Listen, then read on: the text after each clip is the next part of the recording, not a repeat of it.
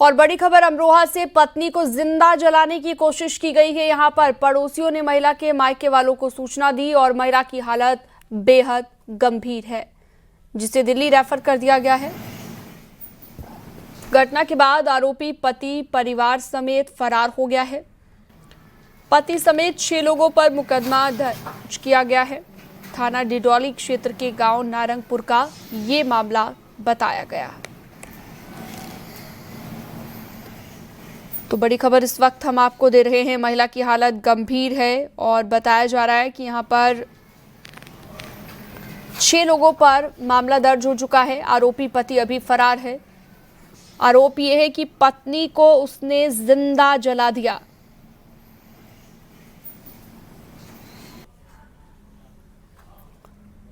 तो महिला की हालत गंभीर है, दिल्ली उसे रेफर कर दिया गया।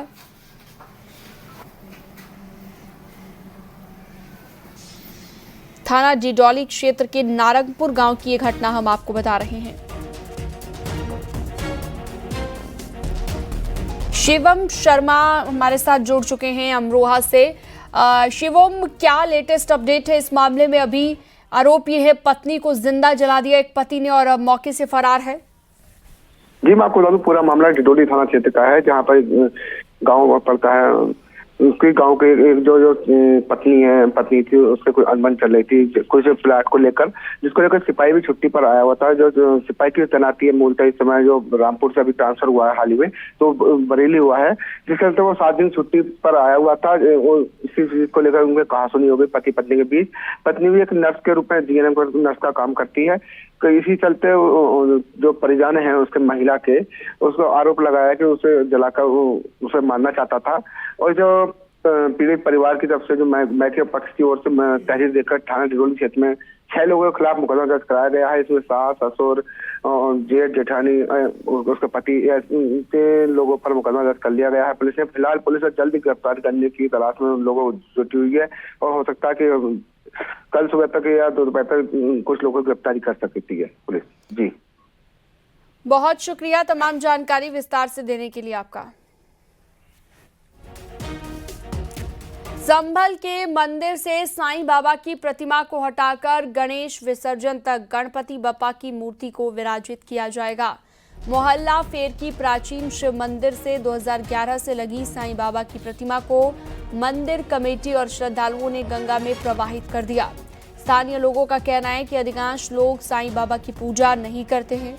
इनकी जगह सनातन देवी देवताओं की पूजा करने आते थे, जिसकी वजह से अब साईं बाबा की मूर्ति को हटाया जा रहा है।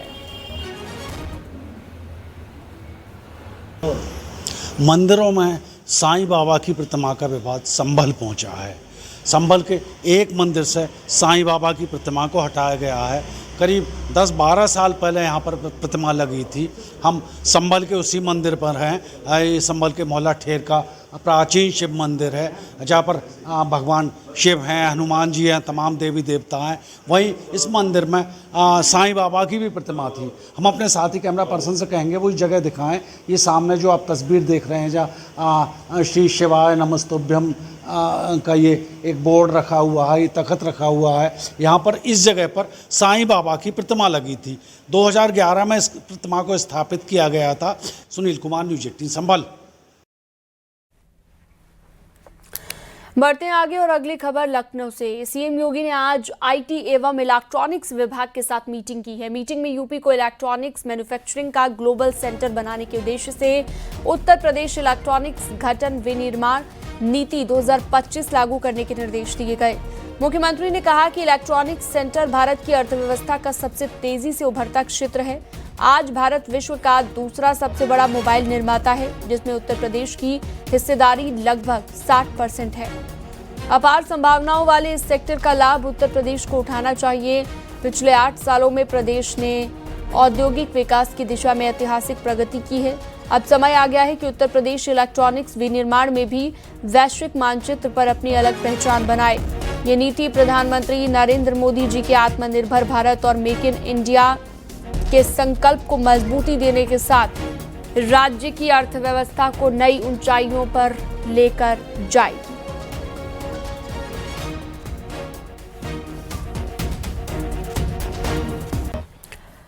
सीएम योगी ने वैष्णो देवी हादसे पर दुख जताया। वैष्णो देवी मार्ग पर लैंडस्लाइड दुखद है, सीएम योगी ने कहा है। और शोकाकुल परिजनों के साथ मेरी संवेदनाएं हैं। दिवंगत पुण्यात्माओं को उनको लेकर भी उन्होंने श्रद्धांजलि अर्पित की है।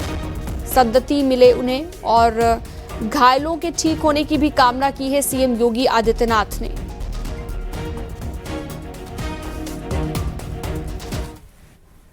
बढ़ते हैं आगे। संजय निषाद ने गठबंधन को लेकर बीजेपी पर सवाल खड़े किए तो विपक्ष को निशाना साधने का मौका मिल गया। समाजवादी पार्टी प्रवक्ता अनुराग भदौरिया ने संजय निषाद के बहाने बीजेपी पर करारा तंज कसा है।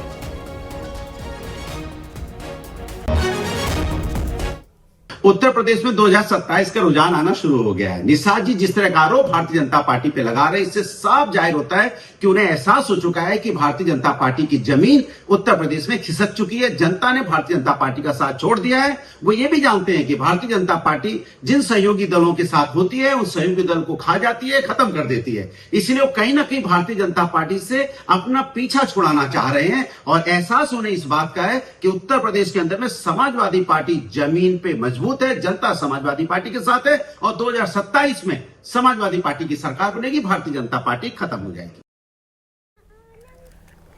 और रुकते हैं एक छोटे से ब्रेक के लिए, फौरन लौटेंगे।